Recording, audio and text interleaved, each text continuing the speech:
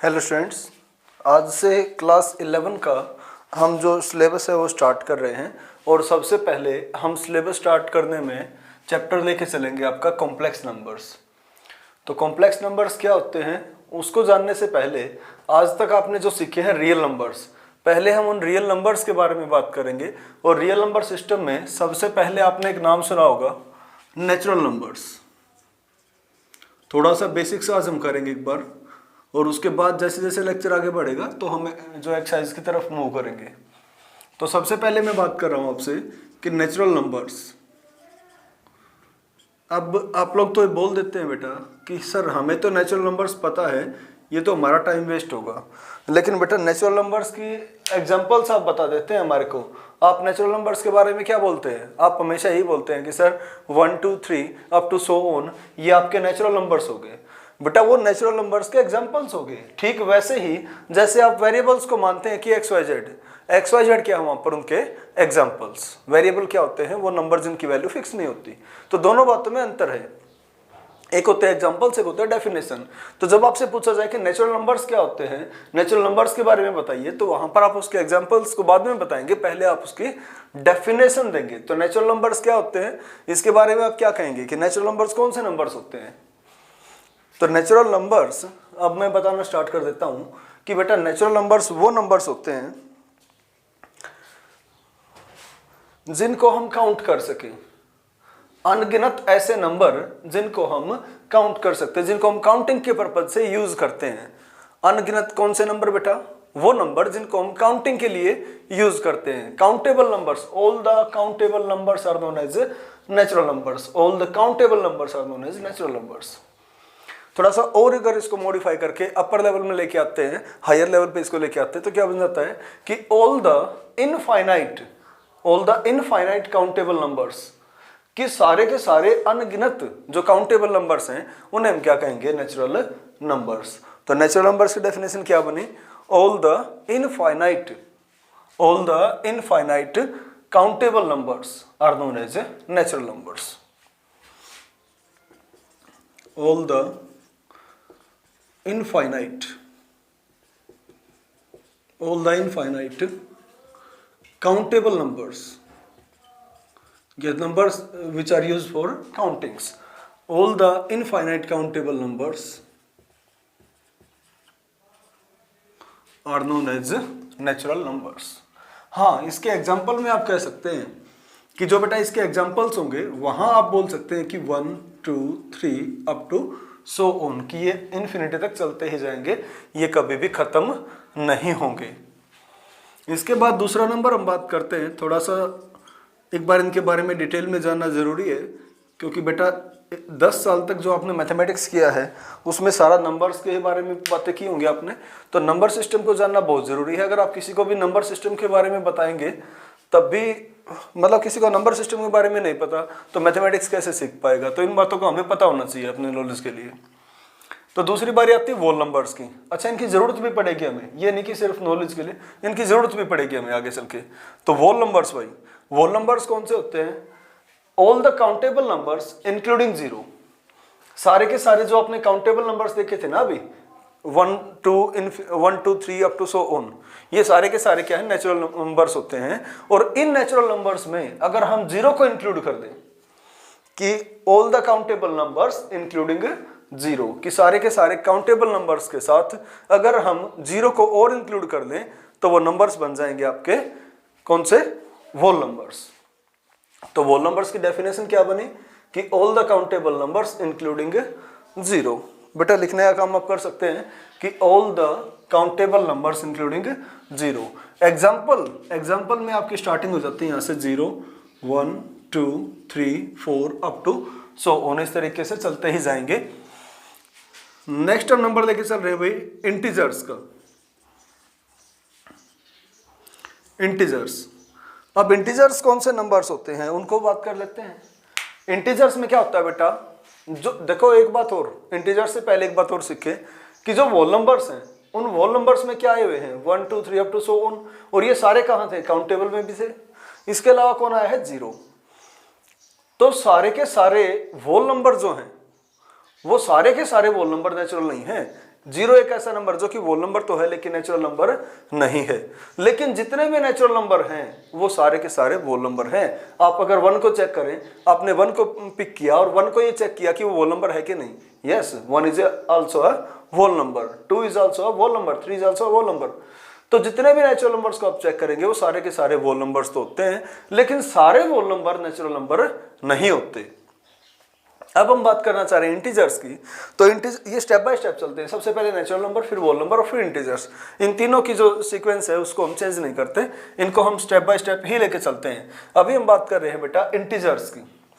Integers में क्या होगा, इंटीजर्स में क्या होगा कि ऑल द काउंटेबल नंबर्स, जितने भी काउंटेबल नंबर थे वो देयर नेगेटिव्स, उन्हीं के negative and zero. All the countable numbers, definition आप लिख लेंगे, मैं एग्जांपल लिख रहा हूं समझाने के लिए केवल। ऑल द काउंटेबल नंबर्स, ये सब कैसे हैं, काउंटेबल नंबर्स। देयर नेगेटिव्स, जो काउंटेबल है ना बेटा उन्हीं के नेगेटिव, जो काउंटेबल है केवल उन्हीं के नेगेटिव, इंक्लूडिंग जीरो, और साथ में इंक्लूड कर लिया जाए जीरो को, सारे के सारे काउंटेबल नंबर उनके नेगेटिव, और जीरो को अगर हम शामिल कर ले इस ग्रुप के अंदर, तो इस ग्रुप का नाम, इस नंबर के कलेक्शन का नाम, इन जो नंबर्स थे हमारे पास इनका कलेक्शन जो है उसका नाम बन जाएगा इंटीजर्स। तो इंटीजर्स की डेफिनेशन क्या बनी, इंटीजर्स वो नंबर्स होंगे जिसके अंदर कौन कौन आते हैं बेटा, all the countable numbers, their negatives and zero, कि सारे के सारे काउंटेबल नंबर उनके नेगेटिव और जीरो, ये बन गए आपके इंटीजर्स। अच्छा यहां तक ना हमने कोई भी ऐसी बात नहीं कि जो p/q वाले जो नंबर्स हैं वो हो, कि जैसे 1/2 है, 7/5 है, इस तरीके के नंबर्स, या 2.5 है, इस तरीके के जितने भी नंबर्स हैं वो यहां पर नहीं होंगे। केवल वो होंगे जिनको हम काउंट कर सके, वो होंगे नेचुरल। उन काउंटेबल्स में जीरो इंक्लूड की तो वोल नंबर, और काउंटेबल के साथ उनके नेगेटिव और जीरो को ले लिया तो वो बन गए इंटीजर्स। तो इसके बाद हम बात करते हैं 4th नंबर पर इवन नंबर्स की। अब ये आप शायद जानते भी होंगे, इसमें ज़्यादा मैं अलग कुछ बता नहीं पाऊंगा, ये आप जानते भी है कि इवन नंबर्स कौन से होंगे, the numbers which are divisible by 2, वो नंबर जो 2 से क्या हो, डिविजिबल। 2 से डिविजिबल हो तो 2 से डिवाइड हो जाए भाई कंप्लीट, यानी कि 2 से जब उनको डिवाइड करें तो आंसर क्या है, 0। और जो 0 है ना उसको भी हम अगर काउंट करेंगे, कोई पूछे हमारे से कि 0 इवन है आउट है, तो 0 को हम काउंट करेंगे इवन नंबर्स में। ओड नंबर्स बेटा, ओड नंबर्स कौन से होंगे, इवन नंबर्स का बिल्कुल अपोजिट। इवन नंबर्स कौन से थे, जो 2 से डिविजिबल थे, these are not divisible by 2। The numbers which are divisible by 2 are known as even numbers, the numbers which are not divisible by 2 are known as odd numbers. तो इसके अंदर जैसे 1, 3, 5, 7, 9 एटसेट्रा इस तरीके से चलते जाएंगे। इवन हो गया, ओड हो गया। अब हम बात कर सकते हैं बेटा कंपोजिट नंबर्स की।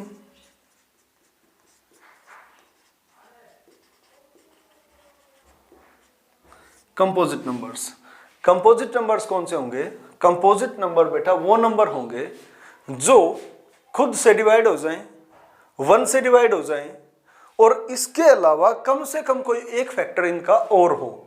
यानी कि वो नंबर जो 1 से डिवाइड हो जाए, 1 से डिविजिबल हो, इट सेल्फ से डिविजिबल हो, और उसके अलावा कम से कम एक नंबर कोई ऐसा जरूर हो जिससे कि वो नंबर डिवाइड हो जाए।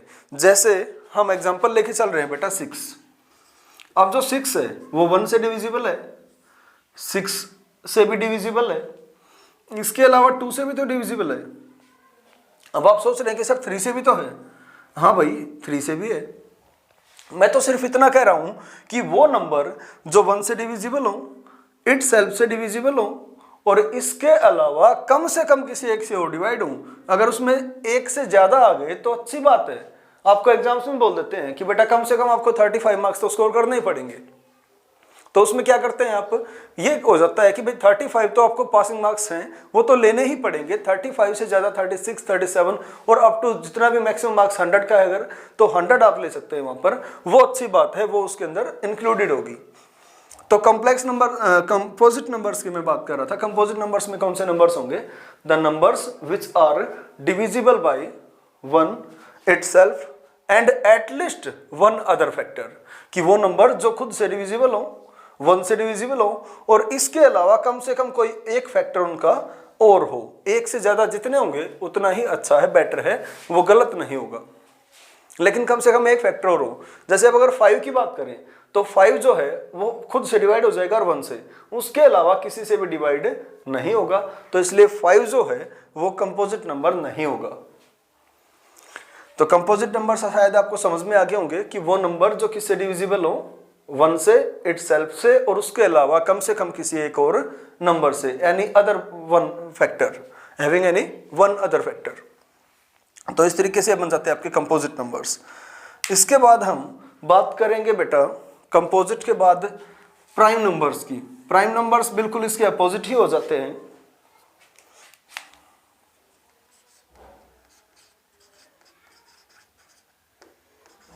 प्राइम नंबर्स, अब प्राइम नंबर्स में क्या आ जाता है? प्राइम नंबर्स में आ जाता है बेटा जो कंपोजिट के बिल्कुल अपोजिट होते हैं वैसे तो।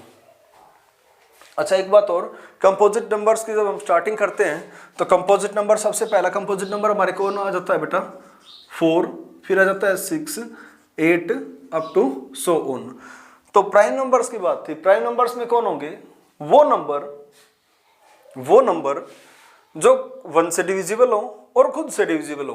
बच्चे तो इतना ही बोल देते हैं बेटा, आप लोगों से जब पूछते हैं तो मैंने तो बेटा पता नहीं कितनी बार ये बच्चों से पूछा है, और हर तरीके के बच्चे आते हैं, खूब इंटेलिजेंट भी आते हैं, तब भी हर एक बच्चे ने ये आंसर दिया है कि सर वो नंबर जो एक और अपने आप से डिवाइड हो जाए, the number which are divisible by 1 and itself are known as prime numbers. बेटा बच्चे ऐसा बताते हैं, मैं नहीं कह रहा ऐसा, अब बच्चे तो ये बोल देते हैं, लेकिन बेटा इसके अलावा आपको कुछ और भी बोलना होता है, और वही बात जरूरी होती है, क्योंकि जब आप चेक करोगे एक्सेप्शनल केसेस हैं एक दो, उनको छोड़ दें तो सारे ही नंबर ऐसे होते हैं जो 1 से भी डिविजिबल है और खुद से भी डिविजिबल है। एक दो नंबर को छोड़ दे तो बाकी सारे नंबर, कितने नंबर आप सोच लो, वो सारे के सारे नंबर कैसे हैं? जो 1 से डिविजिबल में है और खुद से भी डिविजिबल है। कितने ले लो, 4, 6, 8 या 5 या 17 या इस तरीके से जो मन करे वो ले लो। ये सारे नंबर कैसे मिलेंगे आपको? जो 1 से भी डिविजिबल है और खुद से भी। तो बेटा प्राइम नंबर में ऐसी अलग बात क्या होती है? प्राइम नंबर में अलग बात ये होती है कि the number which are divisible by 1 and itself which are only divisible. एक बार रिपीट करूंगा बेटा, मैं थोड़ा सा एक बार दोबारा बताने की जरूरत है। वो नंबर जो 1 से डिवाइड हो, अपने आप से डिवाइड हो, और इसके अलावा किसी भी और नंबर से डिवाइड ना हो। वो नंबर जो डिवाइड हो तो किससे हो? 1 से, या फिर इटसेल्फ से, जो नंबर लिया वो खुद से डिवाइड हो जाएगा, लेकिन इन दो नंबर के अलावा 1 और इटसेल्फ के अलावा किसी भी और नंबर से डिवाइड ना हो, ऐसे नंबर्स को हम बोलेंगे prime numbers. The numbers which are divisible by 1, which are only divisible, the numbers which are only divisible by 1 and itself, कि वो नंबर जो एक और अपने आप से भाग हों, केवल एक और अपने आप से डिवाइड होंगे, उन्हें हम बोलेंगे प्राइम नंबर्स। इसमें जैसे आप लेके चल सकते हैं 2, 3, 5, 7, और इसके बाद जैसे 8 नहीं आएगा, 9 जो है वो भी नहीं आएगा, 10 आ जाएगा, 9 यहाँ पे आ जाएगा कंपोजिट में। तो जितने भी नंबर हैं अगर वो प्राइम में आ गए तो वो कंपोजिट में नहीं आएंगे, कंपोजिट में आ गए तो वो प्राइम में नहीं आएंगे। और एक एक्सेप्शनल नंबर है 1। ये 1 जो है ना तो प्राइम होता ना ही composite. 1 is neither prime nor composite, कि 1 जो है वो ना तो प्राइम होता और ना ही वो कंपोजिट होता। प्राइम और कंपोजिट किसी के अंदर भी इसकी काउंटिंग नहीं होती। ठीक है भाई, तो प्राइम नंबर्स में क्या हो जाएगा, कौन कौन आ जाएगा इसके अंदर? 2, 3, 5, 7, 10। 10 आएगा क्या? 10 तो नहीं आएगा। प्राइम नंबर्स में 10 आ जाएगा क्या?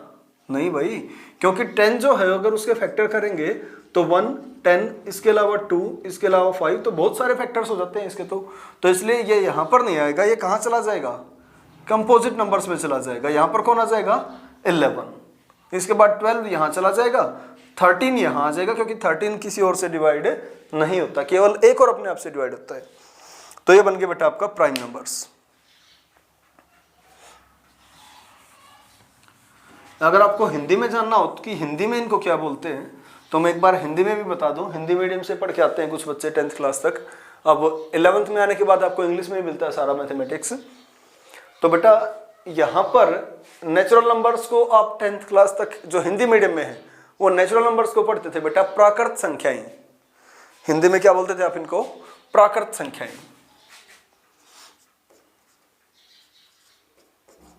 प्राकृत संख्याएं,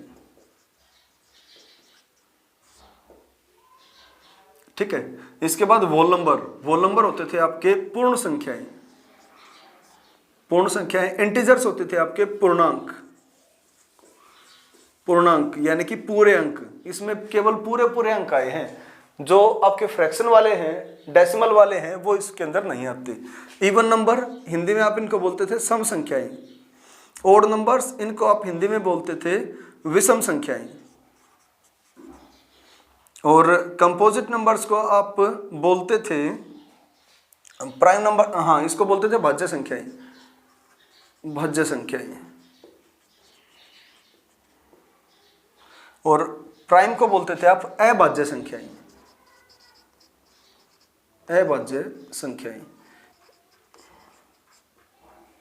ये आपने पहले सुन रखे थे 10th क्लास तक नाम, लेकिन आगे तो हम इनको हिंदी में तो बोलेंगे नहीं क्योंकि सारा काम इंग्लिश में ही करना है। तो इन चीज़ों को आप समझते चले जाएं और इंग्लिश में ही अब इनको आप सीख लें। तो इंग्लिश में ही बातें करेंगे बेटा अब सारी की सारी। हम आगे से जितनी बातें होंगी सारी की सारी हमें इंग्लिश में ही करनी पड़ेगी। अब हिंदी है ही नहीं इसके अंदर।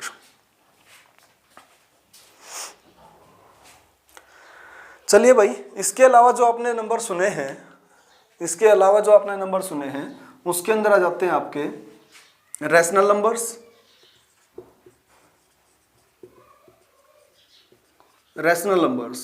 अब ये रैशनल नंबर्स आपने सुन रखे हैं, कौन से होते हैं बेटा? आप बताते हैं सर कि वो नंबर जो p बाई क्यू की फॉर्म में लिखे जा सके और q is not equal to 0। ये आप बता देते हैं, मैं इसको पूरा ठीक करूंगा एक बार कि वो नंबर जो p बाई क्यू की फॉर्म में लिखे जा सके, क्यू जहां पर 0 ना हो, आप बोल देते हैं कि ये कैसे नंबर होते हैं? Rational numbers. बेटा एक बात बताओ, क्या जो √3 है वो रैशनल है? कहोगे नहीं सर इसमें तो रूट आ गया। तो बेटा आपकी डेफिनेशन फिर पूरी नहीं हुई ना, क्योंकि √3/1 है या √3/2 है, ये कैसा नंबर है? ये तो इरेशनल नंबर है। और आप बता रहे हैं कि सर जिनको p बाई क्यू के रूप में लिख सके, तो बेटा p बाई क्यू, यहाँ पर p भी है और q भी है। फ्रैक्शन में लिख तो दिया हमने इसको, या अकेला √5 होता उसको भी लिख सकते थे √5/1, तभी भी वो p बाई क्यू के फॉर्म में आ गया। तो भाई डेफिनेशन क्या बनती है? क्या चीज आप मिस कर रहे हैं वहां पर? यहां पर आपको ये मिस कर रहे हैं आप रैशनल नंबर्स के अंदर कि वो नंबर, दो बातें आपकी बिल्कुल ठीक है कि वो नंबर जो p बाई क्यू की फॉर्म में लिखे जा सके जहां पर क्यू 0 ना हो। और इसके अलावा जो सबसे जरूरी बात होती है ना, वो सबसे जरूरी बात ये होती है कि p और q दोनों ही इंटीजर्स हो, कि p और q दोनों क्या हो? इंटीजर्स। तो अब ये √3 जो है ये इंटीजर्स में आया था क्या? इंटीजर्स आपके सामने लिखे हुए हैं, क्या √3 आया था उसमें? नहीं आया था। √5 आया था? नहीं आया था। तो इसलिए दोनों ही जो नंबर हैं ये रैशनल नंबर्स नहीं है। तो रैशनल नंबर्स कौन से हुए? वे नंबर जिनको हम p बाई क्यू के रूप में लिख सके जहां पर क्यू 0 ना हो और p और q दोनों ही क्या हो? Integers. p and q both are integers. तो तब जाकर बनेंगे वो रैशनल नंबर्स। तो थर्ड जो बात है उसको भी ध्यान रखें कि where p and q are integers, ये भी ध्यान रखेंगे आप। तो इसमें एग्जांपल के तौर पर, अच्छा एक बात और, जितने भी आपने देखे अभी 7 जो डेफिनेशन बताई है ये सातों ही रैशनल नंबर्स हैं भाई। इनमें से किसी भी नंबर को आप उठा के देख लो, उसे हम क्या कहेंगे? उसे हम रैशनल नंबर कहेंगे। 9th क्लास में क्वेश्चन भी आता था कि is 0 a rational number? Yes, 0 is a rational number because we can write the 0 in the form of p by q by writing 1 in the denominator, कि 0/1 लिख दिया भाई, p बाई क्यू की फॉर्म में तो आ गया। अब p और q दोनों इंटीजर हों, p कौन है? 0 कैसा है? इंटीजर्स में आता तो है 0। क्यू 1 है, 1 भी कहाँ आता है? इंटीजर्स में आता है। तो p और q दोनों ही क्या है? इंटीजर्स। क्या इज नॉट इक्वल टू 0, यानी कि डेनोमिनेटर जो है वो 0 नहीं होना चाहिए। और डेनोमिनेटर आप चेक कर सकते हैं, यहाँ पर 0 नहीं हो तो 1 है। तो इसलिए 0 भी कैसा होता है, एक रैशनल नंबर। अगर हम बात करें 7 की, 5 की, 8 की, इस तरीके से किसी भी नंबर को उठा ले तो उसके नीचे हम 1 लिख सकते हैं, और ये हमारा हो गया पी बाई क्यू की फॉर्म में। पी बाई क्यू की फॉर्म में आने के बाद हम क्या कहेंगे कि ये कैसा नंबर हो गया, एक रैशनल नंबर हो गया। और यहाँ पर पी और क्यू दोनों ही कैसे हैं, इंटीजर्स। तो इसलिए रैशनल नंबर्स की डेफिनेशन आपको समझ आ गई होगी कि वो नंबर जो पी बाई क्यू की फॉर्म में लिखे जा सके, वो नंबर जिनको हम क्या कर सके, पी बाई क्यू के रूप में लिख सके। पहले बेशक ना लिखे हूं लेकिन उसको लिख सके, जिनको पी बाई क्यू के फॉर्म में लिख सके, क्यू जहां पर 0 ना हो और पी और क्यू दोनों ही वहां पर क्या हो, इंटीजर्स। तो ये बन जाएंगे आपके रैशनल नंबर्स। इसके बाद हम बात करते हैं बेटा इरेशनल नंबर्स की। अच्छा, रैशनल नंबर्स की एक डेफिनेशन और भी होती है, वो एक बार यहां पर बताएंगे इरेशनल नंबर्स के साथ साथ। इरेशनल नंबर्स, तो इरेशनल नंबर्स में क्या होगा, इरेशनल नंबर्स में बेटा इसको डेसिमल एक्सपेंशंस के बेसिस पर आप सीखेंगे ना। डेसिमल एक्सपेंशंस आपने सुनी होगी, तो उसके बेसिस पर सीखेंगे। तो इसकी प्रॉपर डेफिनेशन बन के आ जाती है इरेशनल नंबर्स की, कि वो नंबर जिनकी decimal expansion non terminating and non repeating हो। 10th क्लास में आपने सीखी थी, 9th में भी ये बात सीखी थी कि वो नंबर जिनकी decimal expansion non terminating non repeating हो। टर्मिनेट मतलब रुक जाना, खत्म हो जाना। वो नंबर जिनकी डेसिमल एक्सपेंशन नॉन टर्मिनेटिंग हो, खत्म ना हो, एंड नॉन रिपीटिंग और रिपीट भी ना हो। इस प्रकार के जो नंबर होते हैं ना, थोड़े से अनाड़ी टाइप हो गए ना, कि जो ना तो खत्म हो रहे और जो ना ही रिपीट हो रहे, किसी भी बात को नहीं मान रहे, ऐसे नंबर्स को हम क्या बोलेंगे, इरेशनल नंबर्स। तो इरेशनल नंबर की डेफिनेशन आपसे पूछे तो आप बता सकते हैं एक सिंपल सी डेफिनेशन, कि वो नंबर जिनका decimal expansion non terminating and non repeating है, जो ना तो डेसिमल के बाद खत्म हो और ना ही वो रिपीट हो। फॉर एग्जाम्पल के तौर पर हम लिख सकते हैं 1.01 001 0001 00001 अप टू सो ऑन। अब आप देखेंगे यहां पर तो ना तो कोई सीक्वेंस रिपीट हो रही, नंबर तो बेटा डिजिट तो हमारे पास 10 ही होते हैं। डिजिट भले ही रिपीट हो, डिजिट तो रिपीट होंगी बेटा, वो तो 10 ही होंगी, फिर 10 के बाद तो हम जा ही नहीं सकते इस तरीके से। मैं कह रहा हूं कि डिजिट तो रिपीट होंगी, लेकिन जो सीक्वेंस है ना, जो सीक्वेंस है वो रिपीट नहीं होगी। जैसे यहां पर 01 आया, अगली बार 001 आया, अगली बार 000 है, अगली बार 4 टाइम्स 01 है। तो जो सीक्वेंस है वो क्या है, चेंज हो रही है बार बार, और चेंज हो रही है तो वो जैसे जैसे आगे बढ़ेगी चेंज होती चली जाएगी, खत्म भी नहीं होगी। तो कैसा हो गया, non terminating and non repeating, कि जो ना तो खत्म हो रहा ना ही वो रिपीट हो रहा। तो ऐसे नंबर्स को हम बोलेंगे इरेशनल नंबर्स। और रैशनल नंबर्स कौन से हो गए, अगर डेसिमल एक्सपेंशन के बेसिस पर इसकी डेफिनेशन दे हम, जो डेसिमल एक्सपेंशन थी उसी के भी आप पर अगर हम रैशनल नंबर्स को डिफाइन करें तो वो बनती है कि वो नंबर जिनका डेसिमल एक्सपेंशन टर्मिनेटिंग हो या फिर नॉन टर्मिनेटिंग बट रिपीटिंग हो। एक बार इसको थोड़ा सा मैं डिटेल में लिख देता हूं। ये देखो हमने 9 डेफिनेशन पढ़ी हैं, और ये जो 9 की 9 डेफिनेशन है ये सारे के सारे रियल नंबर्स की डेफिनेशन थी। अब रियल नंबर्स जो आती है 10वीं डेफिनेशन हमारी, उसमें क्या है कि वो नंबर जिनको हम रियल नंबर लाइन पर शो कर सकें। जैसे रियल नंबर लाइन आपकी ये वाली होगी, यहाँ पर 0, यहाँ पर सारे के सारे पॉजिटिव इन्फिनिटी तक, यहाँ पर माइनस इन्फिनिटी।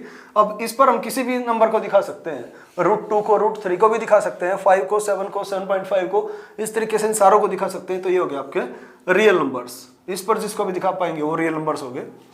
मैं जो बात कर रहा था वो रियल नंबर्स। इसके बाद बेटा हम स्टार्ट करेंगे कॉम्प्लेक्स नंबर्स।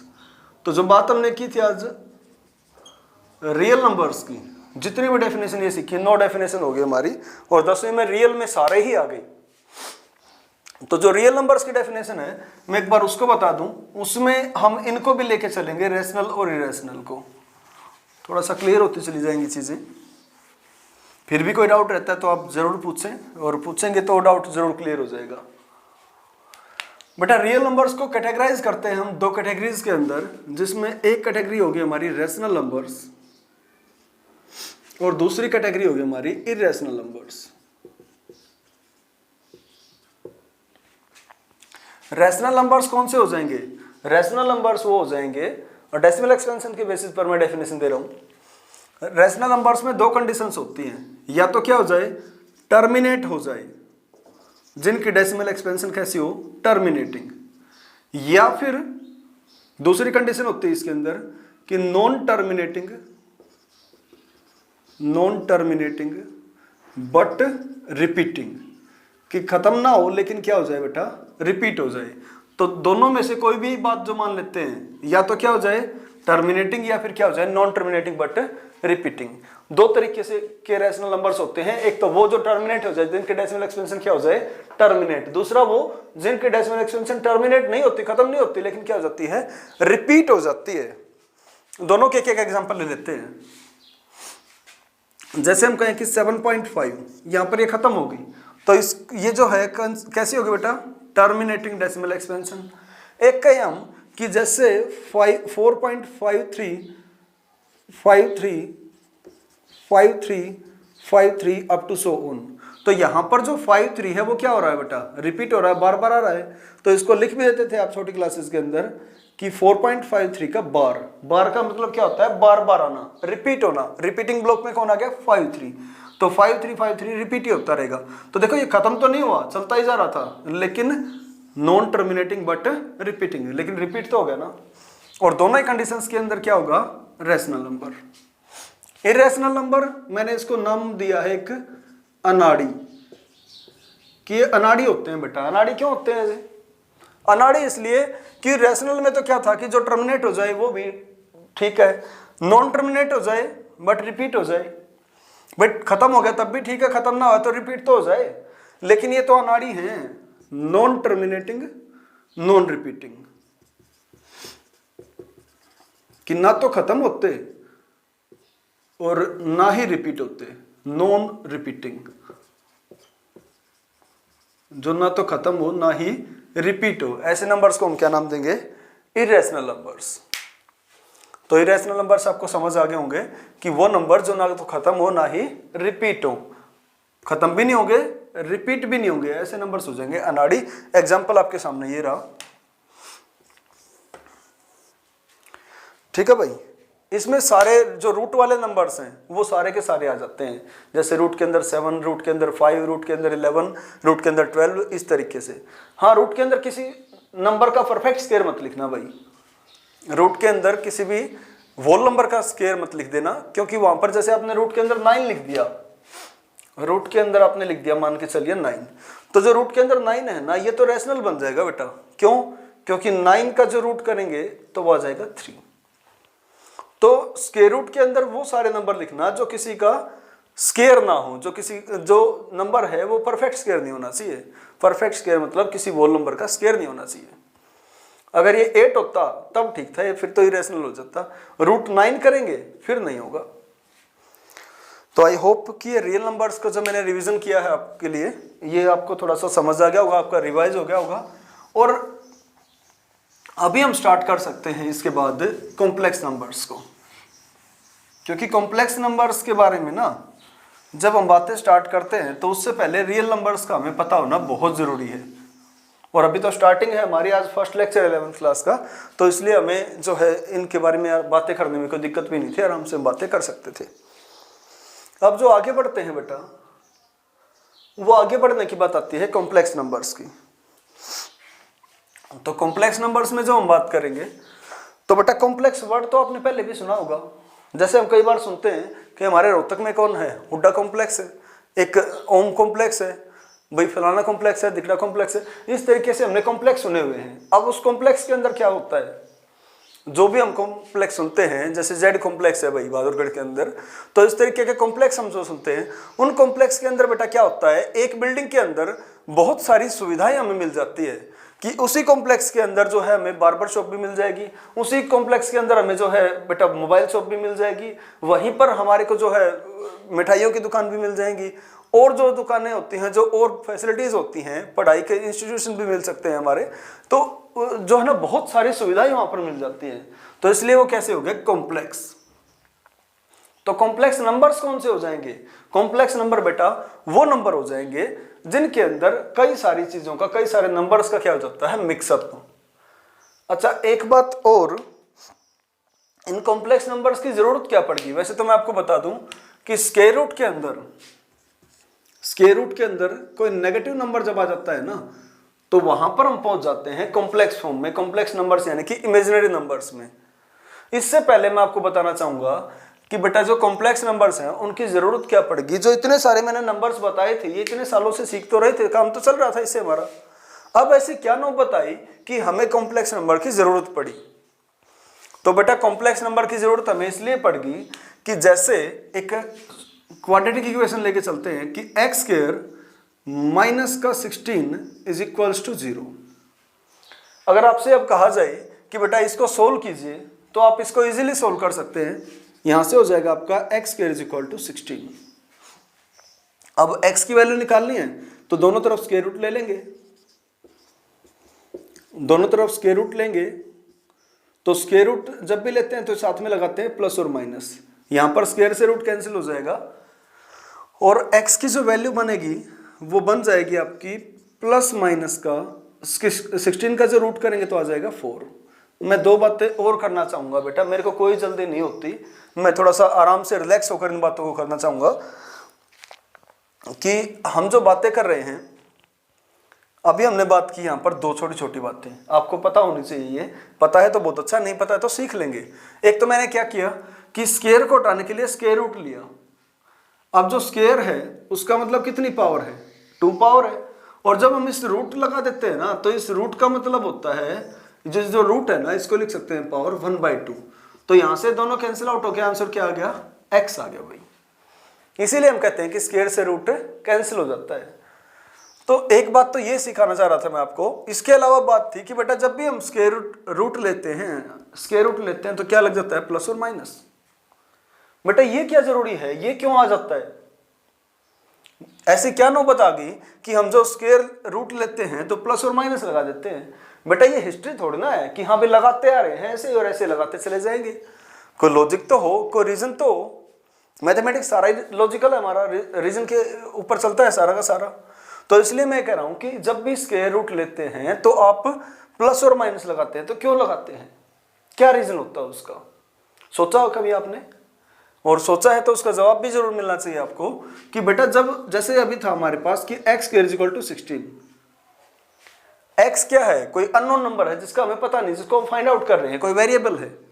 तो बेटा इस x को निकालना चाह रहे हैं तो इस x की पॉसिबल वैल्यू सोचो, ऐसे नंबर सोचो जिनका स्क्वायर करने पर 16 आ जाए।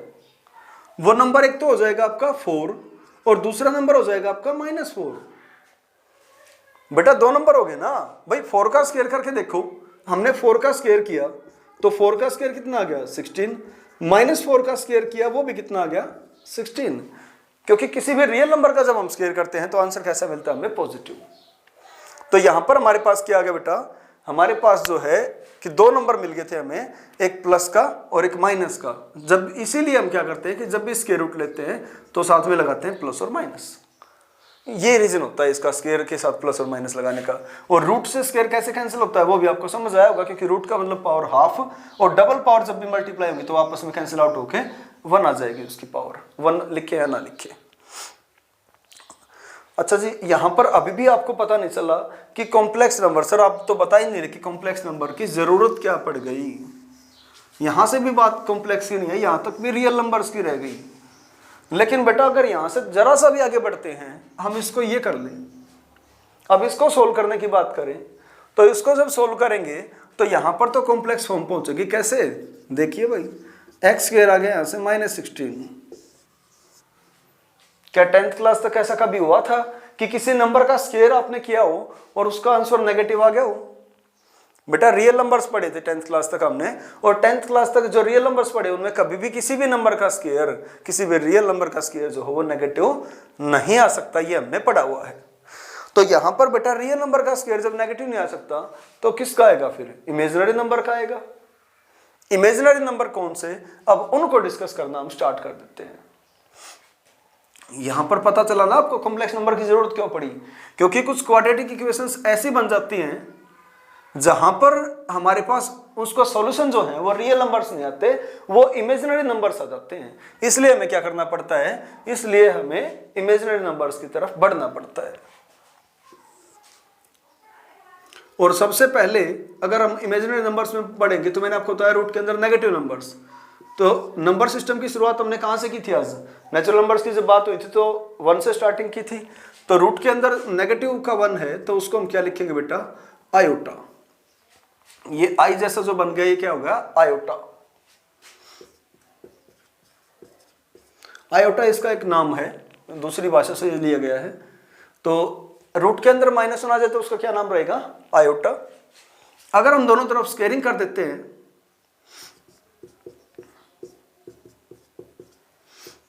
तो स्क्वायर से रूट कैंसिल, आपको पता ही है रूट क्यों कैंसिल हो जाता है। तो आयोटा स्क्वायर की जो वैल्यू हो आ गई हमारे पास -1।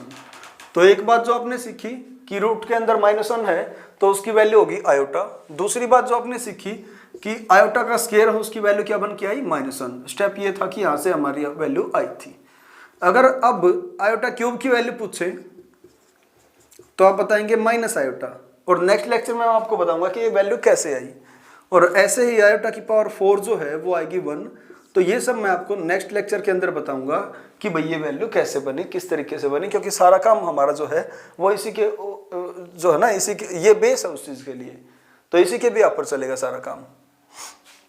तो फिलहाल जो है ना, हम जैसे हम बात करें कि रूट के अंदर -2, मैंने आपको बता दिया कि रूट के अंदर -1 तो बन जाएगा आयोटा। अब रूट के अंदर -2 है तो ये क्या बनेगा? अब इसको भी देख लेते हैं। रूट के अंदर -2 है बेटा, तो इसको लिख सकते हैं हम रूट के अंदर -1 मल्टीप्लाई बाय रूट के अंदर 2।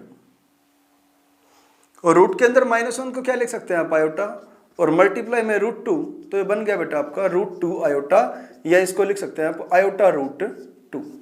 ये हमारे आंसर आ जाते हैं यहाँ से। अब रूट के अंदर -3 हो तो क्या बन जाएगा?